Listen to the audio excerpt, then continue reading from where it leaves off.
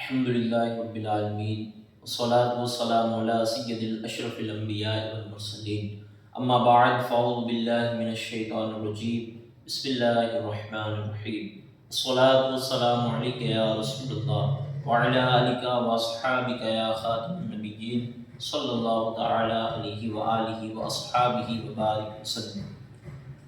ناظرین، حاضر ہوئے ہیں آج ایک نئے ٹاپک کے ساتھ۔ انشاءاللہ آج کا ہمارا جو موضوع ہے وہ سفر ہے۔ بندہ سفر تو ہر انسان کرتا ہے، لیکن سفر میں کچھ ایسی نیکیاں بھی ہے جو اگر بندے کو معلوم نہ ہو تو وہ اس کے ثواب سے محروم رہتا ہے۔ تو کچھ حدیث پاک سنیں گے، سفر کے آداب سنیں گے اور دعا بھی سنیں گے کہ سفر میں جانے سے پہلے جو دعا پڑھ دیتا ہے اس دعا کی کیا برکت ہے۔ اور انشاءاللہ سیدی و مرشدی سیدنا اعلیٰ حضرت رحمۃ اللہ تعالی علیہ کا ایک واقعہ بھی سننے کی سعادت حاصل کریں گے۔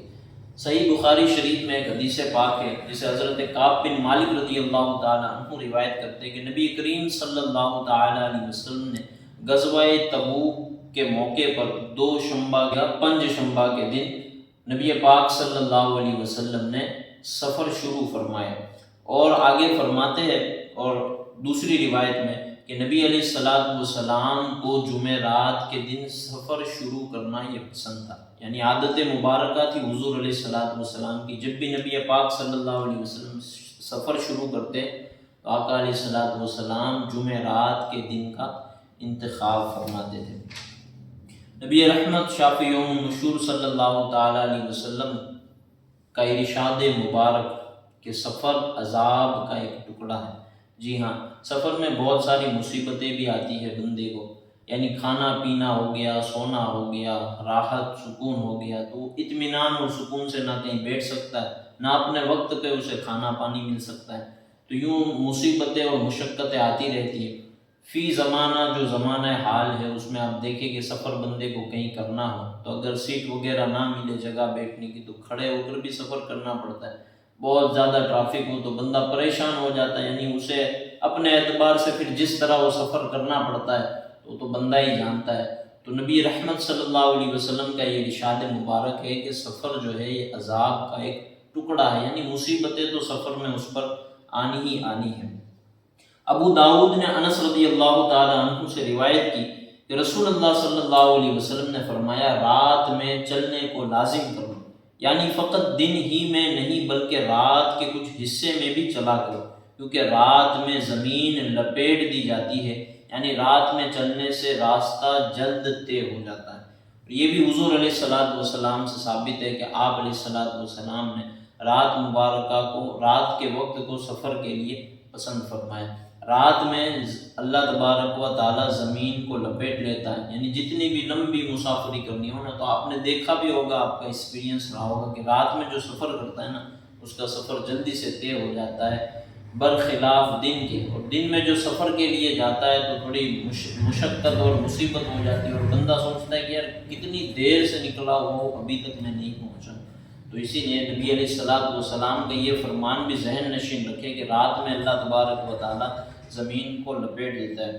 ایک روایت اور بھی ہے کہ نبی پاک صلی اللہ علیہ وسلم کا ارشاد مبارک ہے کہ رات کو جو کچھ میں خرابیاں دیکھتا ہوں، اگر وہ خرابی تم دیکھ لیتے تو تم کبھی بھی رات کو سفر نہیں کرتے۔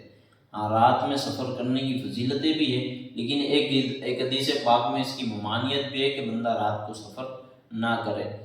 اور اسی طرح سفر پر جانے سے پڑھنے کی دعا بھی ہے۔ دعا یہ ہے کہ دعا پڑھنے سے پہلے 3 مرتبہ درود پاک پڑھ دیں، الصلاۃ والسلام علیک یا رسول اللہ یا صلی اللہ علیہ وآلہ وسلم، جو بھی درود پاک آپ کو اچھے سے یاد ہے درود پاک پڑھ دیں۔ اس کے بعد یہ دعا پڑھ لیں، سبحان الذی سخر لنا وما كنا له مقرنین وإنا إلی ربنا لمنقلبون۔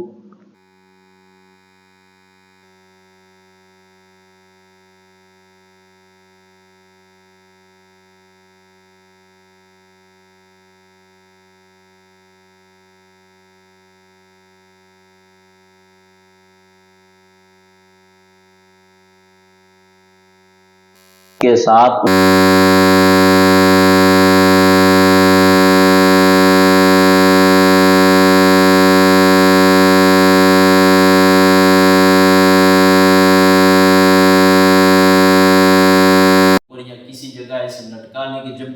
بیٹھے تو آپ کی نظر پڑے وہاں پر اور آپ یہ جو ہے وہ دعا پڑھ لیں۔ سیدی اعلیٰ حضرت رحمۃ اللہ تعالیٰ علیہ کا بہت ہی پیارا اور دلچسپ واقعہ اس بات پر موجود ہے کہ آپ جب سفر کر رہے تو آپ نے ایک شعر سنا ہوگا کہ آنے دو یا ڈبو دو اب تو تمہاری جانب۔ تو سیدی اعلیٰ حضرت اپنی ماں کے ساتھ سفر حج پر تھے اور اس وقت سمندر کے راستے سے آپ جا رہے تھے اور کشتی بیچ میں جا کے ڈولنے لگ گئی، طوفان ہو گیا، تو سارے لوگ پریشان ہو گئے کہ اب تو ہم ڈوبی جائے گے، لیکن اعلیٰ حضرت اطمینان سے بیٹھے تھے۔ کسی نے پوچھا کہ حضرت آپ کو کوئی رنج و غم نہیں ہے؟ کہا کہ یہ کشتی نہیں ڈوبے گی۔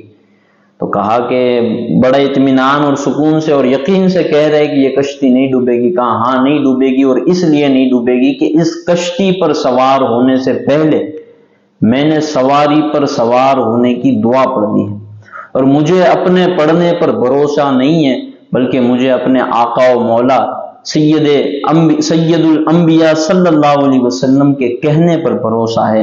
حضور نے جو کہا کہ اللہ اس کی حفاظت کے لیے ایک فرشتہ پیدا فرما دیتا ہے، تو بس حضور نے کہہ دیا، اللہ تبارک و تعالیٰ نے وہ کر ہی دینا ہے۔